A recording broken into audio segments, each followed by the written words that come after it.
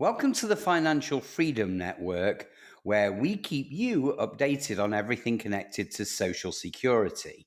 So, if that affects you, stay tuned, my friends. So, I've seen some government curveballs in my time, but this one, well, it might just take the cake. So, a few years ago, I had a client, let's call her Mary. She lived in a rural town in Arizona with no internet access, limited transportation, and her only source of income, you guessed it, Social Security. Now, she missed a critical update on her benefits and she went 3 months without a single payment. Why? Because of one tiny paperwork issue. Now, why do I bring this up now? Because something eerily similar is happening right now. And if you don't take action before April 14th, you could be looking at serious delays or even worse, no check at all. So, just before we take a deep dive, it's imperative that you hit that like button and subscribe so that you get notified the minute we produce another game changing video that affects your finances. I promise you'll appreciate it.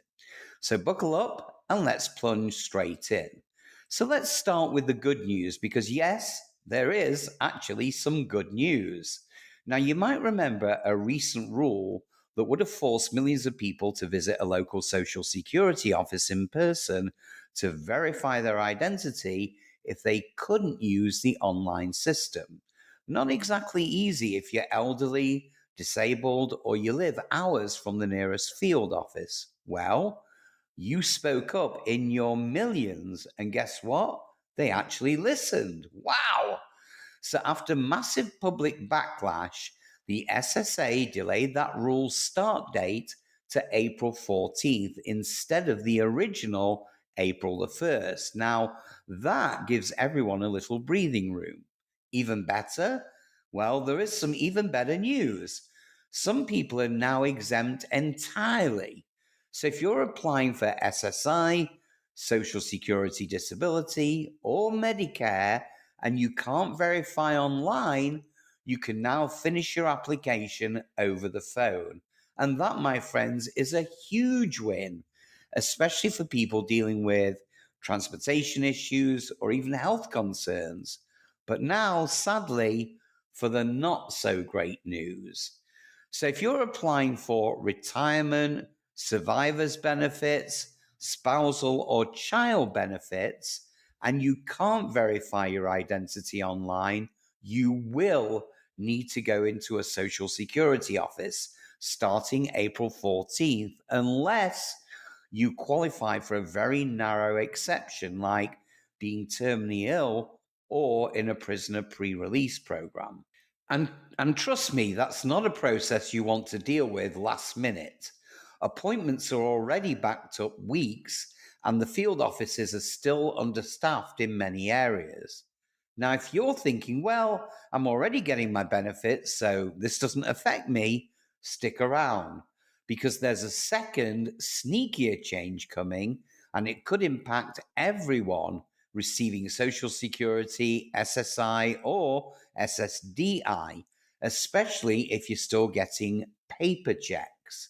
So, Trump recently signed an executive order that will stop the federal government from issuing paper checks effective on September the 30th, 2025. So, let me say that one more time because it's very important.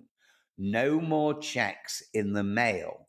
Now, what that means is no checks for Social Security, no checks for SSI, no checks for SSDI.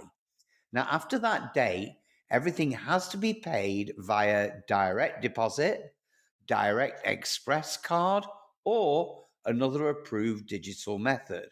And while that deadline might seem pretty far away, agencies like SSA are already rolling out systems that forces that transition, starting with stricter identity verification and direct deposit updates. So if you're still receiving checks by mail and you haven't switched to direct deposit, you need to act now because once April 14th hits, changing that could mean a trip to the Social Security office, and we already know how messy that can be. Oh, And just to make things even more complicated, the government is launching a new tool called AVS, and that stands for Account Verification Service.